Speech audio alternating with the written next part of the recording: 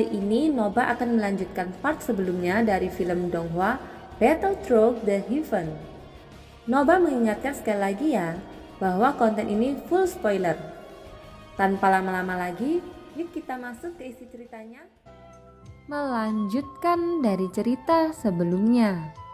Xiaoyan melihat mayat dewa kuno di depannya, lalu menggunakan nyala api untuk mengekstraksi esensi darah keabadian fisik.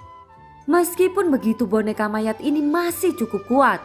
Ia memancarkan aura yang hanya dimiliki oleh keabadian Kaisar Langka ketiga. Jika demikian, sayang sekali untuk membakarnya. Segera kekuatan jiwa domain Xiaoyan melonjak keluar. Dia tidak menggunakan teknik memurnikan mayat yang dikatakan Yu Guang, tapi lebih memilih untuk mengendalikannya secara langsung. Bagaimanapun setelah matinya Yu Guang, boneka ini menjadi kosong tanpa tuan, sehingga Xiaoyan bisa menempatkan kehendak jiwanya dengan mudah. Di bawah kendali pikiran Xiaoyan, mayat dewa kuno itu membuka matanya. Selesai, ini lebih sederhana dari yang kukira, ucap Xiaoyan. Pemandangan ini juga disaksikan oleh Senju. Ada kekaguman yang luar biasa terhadap Xiaoyan. Dia memandang Xiaoyan seolah-olah sedang melihat monster yang menakutkan. Dengan pikiran Xiaoyan, dia memasukkan mayat dewa kuno ke dalam cincin penyimpanan. Mayat dewa kuno awalnya benda mati, sehingga bisa dimasukkan ke dalam cincin penyimpanan. Setelah semuanya berakhir, Xiaoyan bersiap melanjutkan perjalanannya menuju lantai ke-6. Namun tepat ketika Xiaoyan hendak pergi, tiba-tiba saja seluruh menara tampak bergetar. Semua orang langsung panik, bahkan Xiaoyan mengerutkan keningnya. Guncangan semacam ini tidak biasa, tetapi itu tidak berlangsung lama sebelum berangsur-angsur mereda. Apakah sesuatu terjadi? Gumam Xiaoyan. Namun Xiaoyan tidak menemukan keanehan di lantai kelima ini. Tunggu di sini, aku akan melihatnya, ucap sang ratu. Setelah berbicara, sosok sang ratu menghilang begitu saja. Xiaoyan tidak bertindak gegabah, tetapi memilih untuk duduk bersila sambil menunggu sang ratu. Setelah sekitar setengah batang dupa, sang ratu muncul kembali di sebelah Xiaoyan. Yuan ada apa? Tanya Xiaoyan.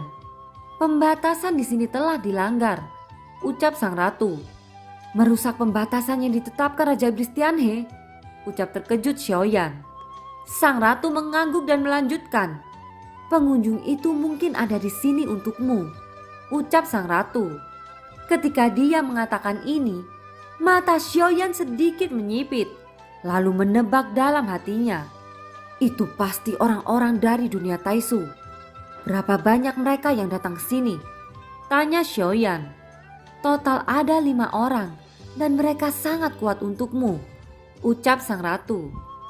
Bisakah mereka juga memasuki menara pembantaian? Tanya Xiaoyan. Mereka membobol paksa, ucap sang ratu. Xiaoyan mengerutkan kening, tetapi avatar Taisu disembunyikan di dalam pagoda emas. Bahkan jika mereka tahu bahwa kedua Taisu mati di hutan belantara abadi, mereka seharusnya tidak dapat melacak Xiaoyan. Tapi sekarang mereka datang ke menara pembantaian. Mungkinkah mereka menggunakan beberapa metode untuk mengunci tubuh Xiaoyan? Xiaoyan berpikir dalam hatinya, tetapi kemudian dia berpikir itu tidak mungkin. Jika mereka bisa menguncinya, maka ketika avatar Taisu muncul untuk pertama kalinya, mereka seharusnya bisa menguncinya. Jadi mereka seharusnya hanya mengetahui bahwa kedua Taisu itu mati di sini, dan mereka tidak dapat mengetahui bahwa itu adalah perbuatan Xiaoyan. Mereka seharusnya tidak bisa mengunciku, ucap Xiaoyan. Mereka tidak tahu, karena itulah mereka hanya memiliki satu cara, yaitu membunuh semua orang yang ada di menara pembantaian ini, ucap sang ratu. Itu masuk akal.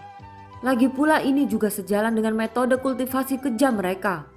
Membunuh para makhluk abadi dan mengambil esensi darahnya untuk meningkatkan kekuatan, ucap Xiaoyan mengingat perilaku dua Taisu sebelumnya.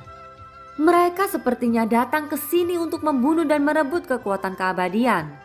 Selain itu, sejumlah besar makhluk abadi berada di alam Sonjin memasuki menara pembantaian ini. Apakah kamu akan pergi dari sini atau melanjutkan naik ke lantai berikutnya? Tanya sang ratu memandang Xiaoyan. Jika Xiaoyan ingin pergi, sang ratu dapat membantunya untuk pergi secara langsung. Xiaoyan tidak segera menjawab sang ratu, tetapi mengungkapkan pandangan berpikir.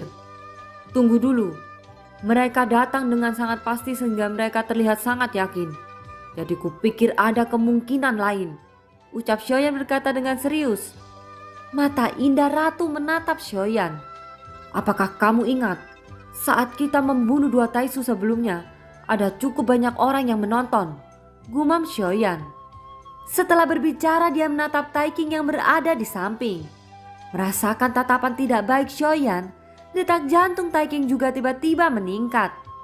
Datanglah kemari, ucap Xiaoyan dengan keras. Suaranya seperti guntur dan bahkan lebih menakutkan dari guntur asli. Tubuh halus Taiking sedikit bergetar dan dia perlahan-lahan datang ke tempat Xiaoyan. Kesombongan yang baru saja melampaui semua orang menghilang dalam sekejap. Semua orang tercengang. Kekuatan macam apa orang ini? Dia berani memarahi orang kuat di langkah kelima. Tuanku, ada apa? Ucap Taiking menangkupkan tangannya. Xiaoyan memandang Taiking dengan dingin, lalu berkata dengan suara rendah. Kamu harus tahu apa itu, ucap Xiaoyan. Apakah Tuan akan menyalahkanku karena tidak mengambil langkah tepat waktu? Tanya Taiking. Sudut mulut Xiaoyan sedikit terangkat, mengungkapkan senyuman jahat. Kemana saudari wanitamu pergi? Tanya Xiaoyan. Wajah Taiking berubah pucat, lalu dia menggelengkan kepalanya. Tuanku, aku tidak tahu, ucap Taiking. Jika kamu tidak memberitahuku, aku hanya bisa melacak jiwamu, ucap Xiaoyan niat membunuh melonjak di tubuhnya. Adegan kejam bagaimana Xiaoyan melacak jiwa Yu Guang barusan masih teringat jelas di benak Taiking. Taiking menggertakkan giginya. Sang ratu mengendalikan esensi darahnya. Selama sang ratu mau, Taiking bahkan tidak memiliki kesempatan untuk melawan. Tunggu, Yuking berkata dia akan menemuiku di lantai 9. Ucap Taiking buru-buru berkata. Agaknya Tuan Kuilmu juga akan menemui kami di lantai 9. Ucap Xiaoyan secara belak-belakan. Wajah Taiking menjadi semakin jelek. Jelas dia tidak bisa menyembunyikannya. Setelah hening sejenak, Taiking sedikit mengangguk. Kirim berita dan beritahu mereka bahwa semuanya berjalan dengan baik, ucap Xiaoyan. Taiking terkejut ketika mendengar kata-kata itu. Dia tidak bisa menebak Xiaoyan. Namun dia tidak berani bertanya lebih banyak. Dia hanya bisa mengangguk dan segera melakukan apa yang dikatakan Xiaoyan.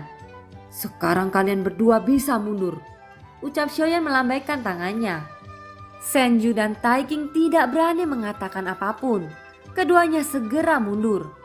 Aura ratu dilepaskan dan tidak ada orang di sekitar yang bisa mendengar percakapan keduanya. Aku khawatir Zuji dan Taisu sudah bekerja sama. Dan Yuking lah yang telah memberitahu Zuji bahwa Taisu dibunuh oleh kita. Justru karena inilah 5 Taisu itu bertekad datang ke sini. Mereka di sini seharusnya berencana untuk bergandengan tangan dengan Zuji untuk menghentikan kita di lantai 9. Tentu saja ini hanya tebakanku dan itu tidak dapat diverifikasi sampai kita bertemu mereka berlima, ucap Xiaoyan. Sang ratu sedikit mengangguk ketika mendengar analisis itu. Matanya yang indah menatap Xiaoyan dengan lembut. Suamiku sangat luar biasa. Aku bahkan tidak memikirkan ini. Seperti yang diharapkan suamiku lebih bijaksana, ucap sang ratu. Xiaoyan menampar kepalanya ketika mendengar kata-kata itu. Seolah-olah sang ratu sama sekali tidak menganggap serius masalah ini. Apa rencana Yuan Er? Tanya Xiaoyan. Rencana? Istri ini sepenuhnya mengikuti perintah sang suami. Jika kamu ingin meninggalkan menara ini, kamu bisa meninggalkannya. Dan jika kamu ingin tetap di sini untuk membunuh mereka, aku juga bisa menemanimu untuk membunuh, ucap sang ratu sangat memanjakan Xiaoyan. Xiaoyan tersenyum kecut. Dalam situasi ini, pergi mungkin bukan strategi terbaik. Jika Zuji telah mengungkapkan beritanya, bahkan jika Xiaoyan pergi, para ahli Taisu tidak akan pernah melepaskan Xiaoyan. Hanya ada satu kata dalam hal ini, yaitu bunuh mereka berlima. Hanya dengan membunuh mereka semua, mungkin masalahnya bisa ditekan. Tetapi tidak mungkin untuk menekan semuanya. Zuji sudah tahu. Apakah itu dengan Taisu atau kuil pemburu dewa, pertempuran ini tak terelakkan. Karena itu tidak bisa dihindari, lebih baik bertarung saja. Sang ratu lalu berkata, "Mereka sudah memasuki menara," ucap sang ratu. "Benarkah? Apakah mereka datang untuk memburu makhluk abadi?" tanya Xiaoyan. Sang ratu menggelengkan kepalanya. "Kamu tunggu aku di sini sebentar," ucap sang ratu. Begitu kata-kata itu jatuh, sang ratu melangkah maju dengan kaki teratainya dan sosoknya menghilang begitu saja. Xiaoyan terkejut. Dia tidak menyangka bahwa sang ratu dapat bepergian dengan bebas di menara ini. Tampaknya bagi sang ratu tidak perlu apa yang namanya pintu teleportasi. Dia dengan bebas pergi kemanapun. Setelah setengah batang dupa berlalu, sosok ratu muncul kembali di samping Xiaoyan. "Mereka membunuh orang," ucap sang ratu setelah dia muncul. Xiaoyan mengangkat alisnya sedikit. "Jika itu masalahnya, tebakanku sebelumnya pasti salah," ucap Xiaoyan mencubit dagunya dan merenung. "Tapi mereka tidak membunuh sembarangan. Mereka bergegas menuju lantai 2 dengan kecepatan penuh. Kurasa tebakan suamiku seharusnya benar," ucap sang ratu.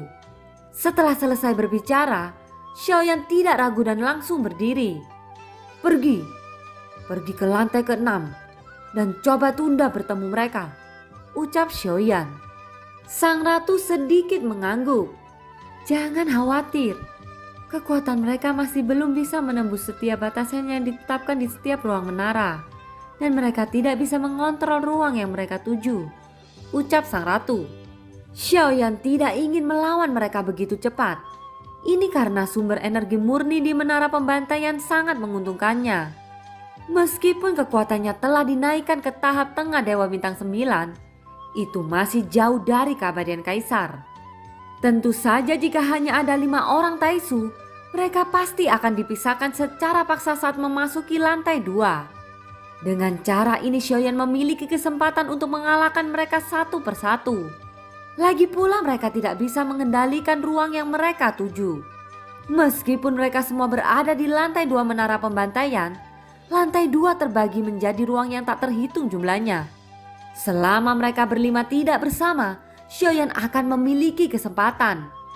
Hanya saja ide Xiaoyan saat ini ingin meningkatkan kekuatan dewanya sebanyak mungkin. Setelah membuat keputusan, Xiaoyan membawa Taiking dan Senju menuju lantai 6. Namun energi iblis di tubuh Senju tidak cukup. Dia buru-buru berdiri untuk berkata, "Tuanku, tunggu dulu. Biarkan aku menyerap energi iblis dulu," ucap Senju. Sebelum kata-kata Senju jatuh, Xiaoyan sudah memasuki pintu teleportasi bersama Taiking. Hembusan angin dingin menerpa, meninggalkan Senju sendirian begitu saja. Dia bebas, yang seharusnya merupakan hal yang beruntung. Tetapi pada saat yang sama dia juga penuh bahaya. Senju menggertakkan giginya dan menimbang dalam pikirannya. Dia sepertinya merasa bahwa sesuatu yang besar akan terjadi cepat atau lambat. Meskipun berbahaya untuk mengikuti Xiaoyan, setidaknya itu lebih baik daripada mati lemas di sini. Tanpa ragu lagi Senju segera menyerap energi iblis untuk meningkatkan baris pada pil ajaib di tubuhnya.